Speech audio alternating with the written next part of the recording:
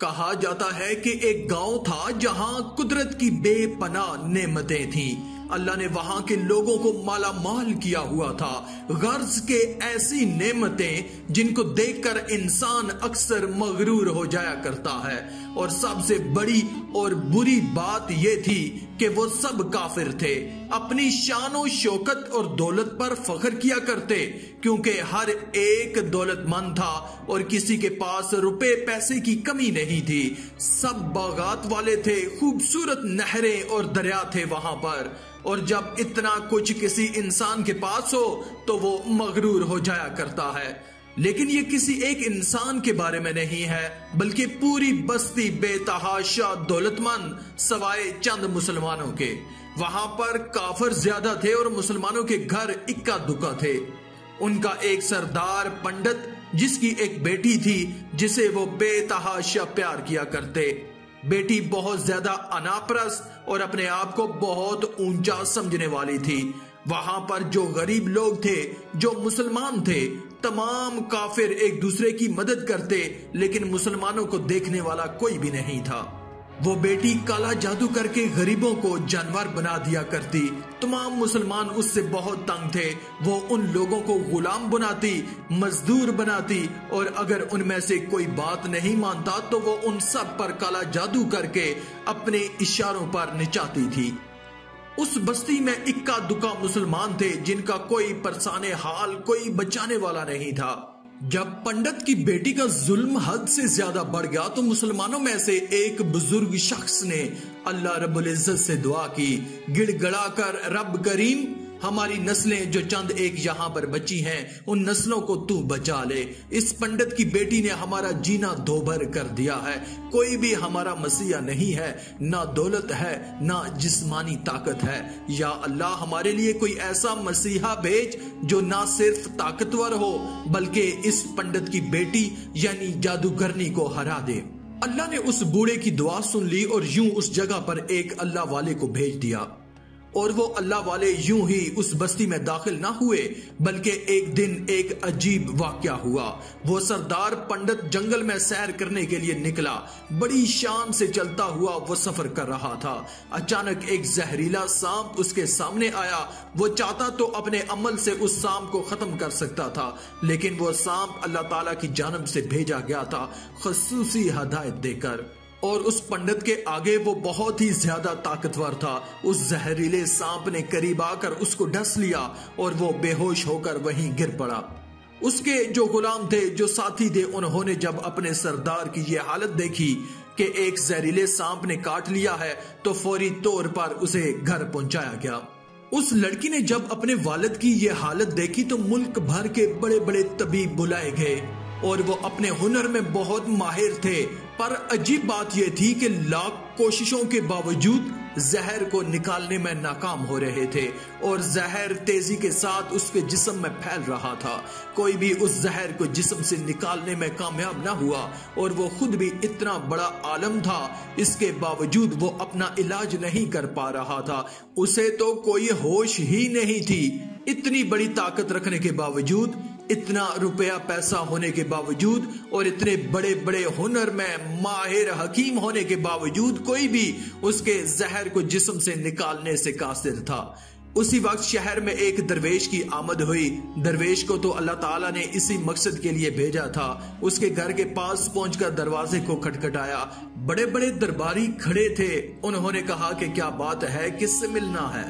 उसने कहा, यहाँ के एक सरदार को सांप ने डस लिया है। वो कहने लगे, तुम्हें कैसे पता? तुम तो हमें अजनबी लगते हो और आज तक हमने तुमको यहाँ नहीं देखा। उसने कहा, मुसाफिर हूँ और मुझे खबर मिली कि यहाँ के सरदार को एक जहरीले सांप ने डस लिया है और कोई भी उनका इलाज नहीं कर पा रहा है। दरबारियों ने पूछा कि तुम कौन हो? उन्होंने कहा कि मैं हकीम हूँ और मैं उनका इलाज करने आया हूँ। वो दरबारी दरवेश की हालत देखकर हंसने लगे कि आपने फटे पुराने कपड़े पहने हुए हैं और हुलिये से भी वो गरीब लग रहे थे, यानी फकीर। वो कहने लगे, तुम इतने बड़े सरदार का इलाज करोगे? अरे यहाँ मुल्क भर के बड़े बड़े मायानाज तबीब बुलाए गए हैं, पैसों की कोई कमी नहीं है। हमारे सरदार को और तुम जैसे गरीब से वो अपना इलाज करवाएंगे?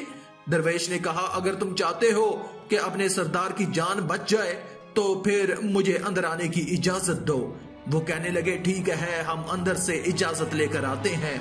वो अंदर आए और पंडित की बेटी से कहा, जनाब बाहर एक गरीब आया है, हुलिये से फकीर लग रहा है, लेकिन कहता है कि मैं पंडित का इलाज कर दूंगा और जहर जो तेजी से फैलता जा रहा है उसको निकाल कर फेंक दूंगा। वो कहने लगी ठीक है, उसको अंदर बुलाओ। जब वो दरवेश उस घर में आए तो देखा कि पंडित जहर के दर्द से तड़प रहा है और अपनी टांगों को बार बार बिस्तर पर मार रहा है। वो पंडित के पैर की जानब आए जहां पर सांप ने काटा हुआ था। जिस जगह पर सांप ने काटा हुआ था उस जगह पर अल्लाह वाले ने थूक दिया और फौरी तौर पर वहां से भाग गया। पंडित के सारे साथी और उसकी बेटी फिक्रमंद कि ये कौन दीवाना था कि कमरे में आया और इलाज करने के बजाय उस जगह पर थूक दिया जहां पर सांप ने काटा था और भाग गया, और उसको किसी ने गिरफ्तार भी नहीं किया। उसकी बेटी गुस्से से तिलमिला रही थी कि उसने बेअदबी की है, गुस्ताखी की है यहाँ के सरदार की। चलो कोई बात नहीं, थूक को साफ करो, मैं अभी अपने अमल से उसको जानवर बना देती हूँ। लेकिन जैसे ही पंडित की जहर से नीली होती टांग से थूक साफ करने लगा तो हैरान होते हुए रुक गया। उसने उंगली से थूक को सांप की काटी हुई जगह पर मल दिया। तो उसकी बेटी कहने लगी, ये आप क्या कर रहे हैं? उस दीवाने ने मेरे बाप की टांग पर थूक दिया और आप उस थूक को मल रहे हैं। उसने हाथ के इशारे से पंडित की बेटी को रोक दिया और कहा, रुको एक मिनट को। जैसे ही उस थूक को पंडित की टांग पर मला तो फौरन जहर का असर जायल हो गया। वो टांग जो काटने के काबिल हो गई थी वो टांग पहले वाली हालत में आ गई। वो जो नीली हो चुकी थी वो असल हालत पर आ गई और पंडित होश में आ गया। जब पंडित होश में आया तो दरवेश के थूकने के किस्से का पता चला। उसने कहा, वो तो हमारा मसीहा है, तुम लोगों ने उसे दीवाना कहा और वो इस तरह कैसे यहाँ से गायब हो गया? उसको लेकर आओ हमारे पास, उसने तो हम पर बहुत बड़ा एहसान किया है और हम उसके एहसान का बदला जरूर चुकाएंगे। उसकी बेटी जो खामोशी से अपने बाप को देख रही थी, पंडित के हुक्म पर उसके सारे दरबान, सारे सिपाही उस दरवेश को ढूंढने के लिए निकले। वो लोग चारों तरफ फैल गए, कहीं भी उनको दरवेश ना मिला। फिर एक जंगल में दाखिल हुए तो वहां एक दरख्त के नीचे एक आदमी को इबादत करते हुए देखा। वो गौर से उस दरवेश को देख रहे थे कि ये क्या कर रहा है, ये किस तरह की इबादत है। हम लोग तो अपने बुतों के आगे हाथ जोड़ते हैं और ये तो न जाने किसी को सजदा भी कर रहा है। खैर, पंडित का हुक्म था। फौरी तौर पर दरवेश को पंडित के पास लाया गया। पंडित ने कहा, आप कौन हैं और कहां से आए हैं? मैं सबसे पहले तो गुस्ताखी की माफी चाहता हूं कि मेरे लोगों ने आपकी बहुत बेइज्जती की, लेकिन आपकी वजह से आज मैं जिंदा हूं।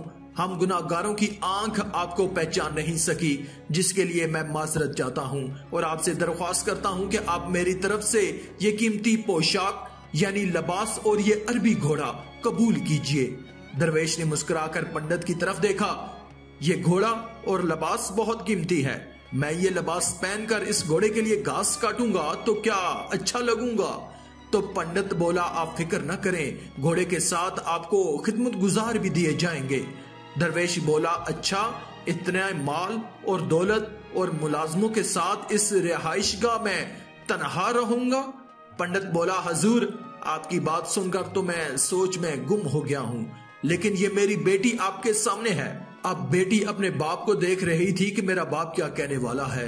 उसने कहा कि मेरी बेटी जिसको आपने भी देख लिया है उसकी शादी आपसे करवा दूंगा, लेकिन मेरी एक शर्त है, आपको जो कुछ मैं दे रहा हूँ इसलिए आपको अपने मजहब को छोड़ना होगा।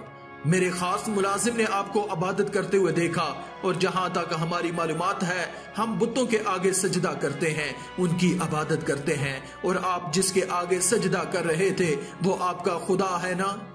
आप मुसलमान हैं और आपने आज जो सबूत दिया है, इसलिए मैं आपसे एक गुजारिश करना चाहता हूँ कि सब कुछ ले लें और अपने मजहब को छोड़ दें। क्या आप ऐसा कर सकते हैं? दरवेश मुस्कुराकर बोले, पंडित जी, आप अपना घोड़ा और कीमती लिबास, अपनी बेटी, आलीशान घर, हर चीज अपने पास वापस रख लें। मैं खुश हूं कि मैं एक मुसलमान हूं कि अगर ये तमाम नेमतें लेकर मुझे अपना मजहब छोड़ना पड़े तो अपनी जान देकर भी मैं अपना ये मजहब नहीं छोड़ूंगा। जिस रब ने मुझे पैदा किया है, क्या उस रब के दीन को छोड़कर मैं आपके पास आऊं? सिर्फ उन चंद पैसों के लिए, दुनियावी चीजों के लिए। मुझे तो आखिरत की जिंदगी चाहिए और ये सब तो मुझे वहां पर मिल जाएगा। इसलिए मैं अपनी दरवेशी में बहुत खुश हूं। अल्लाह ताला ने जिस मकसद के लिए भेजा है वो मकसद बस पूरा हो जाए। क्या मकसद है आपका? कुछ नहीं, यहाँ के मुसलमानों पर बहुत जुल्म हो रहा है, बस उन्हीं के लिए मसीहा बन के आया हूँ अल्लाह ताला की मदद से। ये कहकर वो जाने लगा तो पंडित ने कमाल अयारी से दरवेश को रुक जाने का कहा और कहने लगा कि मैंने माल देकर आजमाया, तुमको हर तरह से जांच लिया, पर तुम अपने मजहब को छोड़ने पर राजी ना हुए। अगर तुम यही सब करने आए थे तो फिर तुम्हें किसी भी बात का डर नहीं है? क्या तुम जानते नहीं हो हम कितने ताकतवर हैं और हमारी बेटी अपने अमल में इतनी माहिर है कि तुम्हें यहाँ पर खड़े खड़े जंगली जानवर बना सकती है। फकीर ने कहा, उसने जानवर तो बहुत से कमजोर लोगों को बनाया है, ये मुझे बनाकर दिखाए तो बात है। इससे पहले कि पंडित अपनी बेटी को मशवरा देता कि बेटी उस पर वार करो, अल्लाह वाले ने जादूगरनी पर एक फूंक मारी और वो उसी वक्त एक बड़ी सारी छिपकली बन गई। वो कुछ भी नहीं कर पा रही थी। वो छिपकली इतनी बड़ी थी कि वहां पर जितने भी इंसान खड़े थे उन सब में सबसे ऊंचा कद उसी का था। वो अल्लाह वाले के पास आने लगी, करीब आने लगी और उन पर अपना सारा जहर फेंकना चाहती थी। वो जानते थे कि वो क्या करने वाली है। उसी वक्त उन्होंने उसके मुंह पर थूक दिया। थूकने की देर थी कि वो जलने लगी, जिससे उसका चेहरा पिघल रहा था। उसका चेहरा जलकर स्याह हो रहा था और करीब था कि उसका पूरा जिस्म जलकर राख हो जाता। पंडित दौड़ता हुआ आया और उनके कदमों में गिर गया और माफी मांगने लगा, हजरत इस गुस्ताखी के लिए आप मुझे माफ कर दें। मैंने सच में आपको बहुत ही कमजोर समझा। अगर मेरी बेटी ठीक हो जाएगी तो मैं सच कहता हूं कि हम जितने लोग यहाँ पर मौजूद हैं ये पूरी बस्ती मुसलमान हो जाएगी। नहीं, हम तुम सबको अपने दीन में शामिल करने के लिए ये नहीं कर रहे, बल्कि तुम लोग हमारे मुसलमान भाइयों पर जो जुल्म करते हो उस जुल्म को खत्म करने आए हैं। हमारे दीन में जबर नहीं।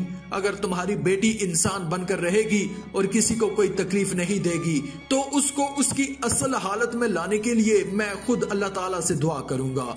पंडित कहने लगा, हाँ मेरी बेटी अपनी असली हालत में आएगी तो किसी पर कोई जुल्म नहीं करेगी, बल्कि मैं अब दिल से माफी चाहता हूँ कि मेरी बेटी ने जो कुछ किया है ये आइंदा कोई भी काला जादू, कोई भी अमल नहीं करेगी और किसी मुसलमान पर भी सख्ती नहीं करेगी। बस आप एक बार उसको इंसान बना दें। अल्लाह वाले ने उस छिपकली पर दोबारा फूंक मारी तो वो इंसान बन गई और दरवेश के कदमों से लिपट गई और कहा कि मुझे माफ कर दीजिए, मैंने आपको बहुत कमजोर समझा। आप जब तक यहाँ थे मेरे लिए एक हकीर इंसान थे, जिसके लिबास से, जिसके हुलिये से जो मुझे एक दीवाना फकीर लग रहा था। मेरे बाप की टांग का जहर आपने हटाया, उसके बावजूद मैं आपकी दुश्मन बनी रही। उस लड़की का आधा चेहरा स्याह हो चुका था। वो कहने लगी, आज मैं अपने बाप के साथ आपके दस्ते मुबारक पर मुसलमान होना चाहती हूँ, बैहत लेना चाहती हूँ और मैं ये वादा करती हूँ कि आइंदा इस बस्ती में कोई भी जुल्म नहीं होगा, बल्कि सब एक दूसरे के साथ मिलजुल कर भाईचारे के साथ रहेंगे और सब मुसलमान हो जाएंगे। यूं एक अल्लाह वाले के हाथों पर पंडित और उसकी बेटी ने इस्लाम कबूल किया और फिर पंडित ने उस फकीर से अपनी बेटी की शादी कर दी और उस बस्ती में अमनो अमान कायम हो गया। कल तक जो गरूर करते थे आज वो तमाम लोग आजिजी का पैकर बन गए। आखिर में अल्लाह रब्बुल इज्जत से दुआ है कि अल्लाह हमें नेक अमाल करने और बुराई से बचने और बचाने की तौफीक अता फरमाए। आमीन या रब्बल आलमीन।